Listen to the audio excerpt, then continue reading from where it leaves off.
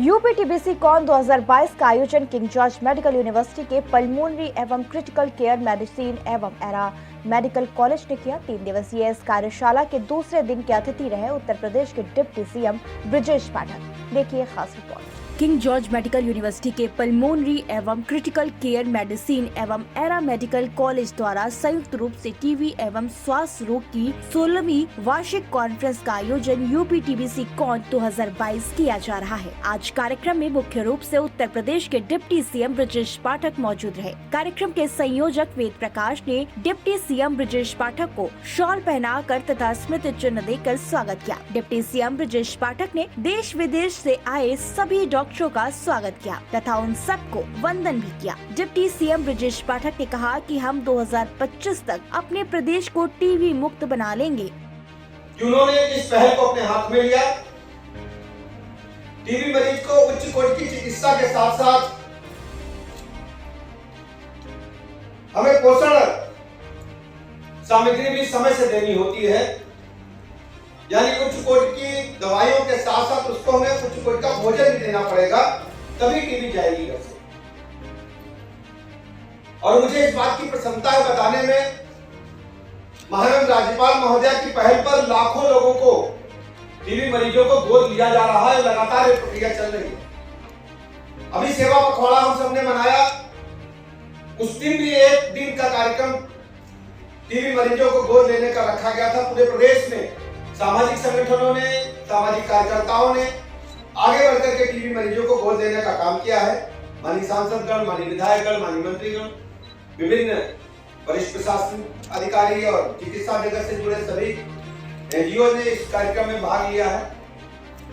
मुझे पूरा भरोसा है अपने चिकित्सकों पर कि आप अवश्य यहाँ से कुछ जो आपकी संगोष्ठी है, सेमिनार है, इसके जो परिणाम आएंगे वो 2025 को लक्ष्य को साधने में बहुत काम आएंगे।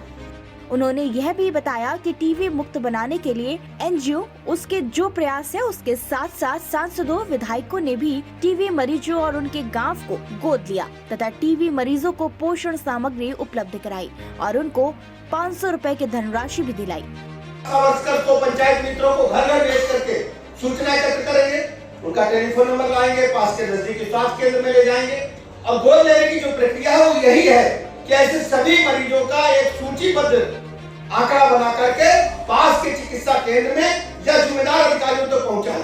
जब काल उनका रजिस्ट्रेशन हो, उनके खाते में 500 रुपया महीना 6 महीना तक जाना है, उनको उच्च कोटि का पोषण मिले।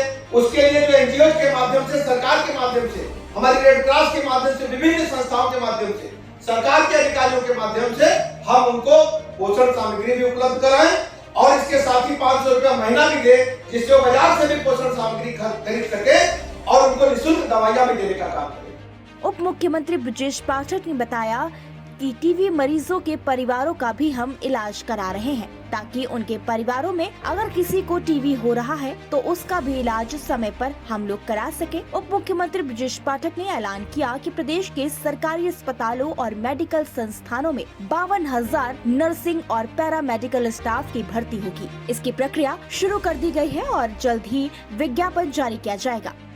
सबसे बड़ी चुनौती ऐसे मरीजों को चिन्हित करना है, तो गांव-गांव हमारी आशा वर्कर्स और पंचायत मित्र जाकर के उनको चिन्हित कर रहे हैं, सूची बना करके संबंधित अस्पतालों में दे रहे हैं और उनके परिजनों को भी हम चेक करा रहे हैं। उनकी भी जांच हो रही है, कहीं टीबी उनके यहाँ फैला तो नहीं है, उनकी भी दवाई हम क्योर करने के लिए दे रहे हैं।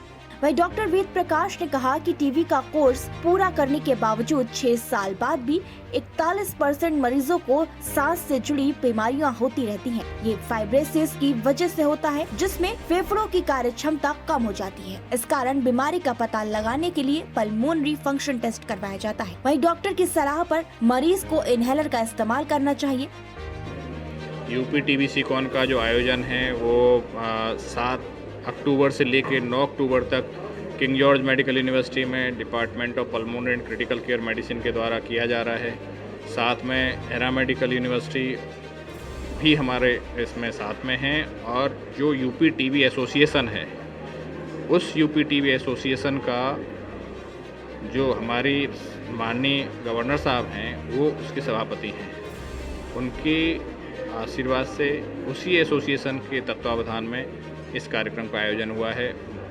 प्रदेश सरकार के माननीय उप मुख्यमंत्री श्री ब्रजेश पाठक जी हमारे मुख्य अतिथि यहाँ पे रहे थे, उन्होंने उद्घाटन किया है। माननीय कुलपति जी और तमाम जो देश भर से और विदेशों से जो डिग्नेटरीज हैं वो उनकी मेज़बानी हम लोग यहाँ पे कर रहे हैं।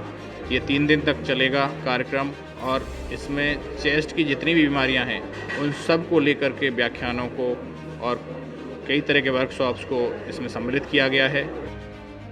डॉक्टर वेद प्रकाश ने बताया कि 20 से 30% मरीज इनहेलर का सही तरीके से इस्तेमाल नहीं करते हैं। जरूरी है कि मरीज समय समय पर अपने डॉक्टर से इनहेलर के इस्तेमाल की जानकारी लेते रहें।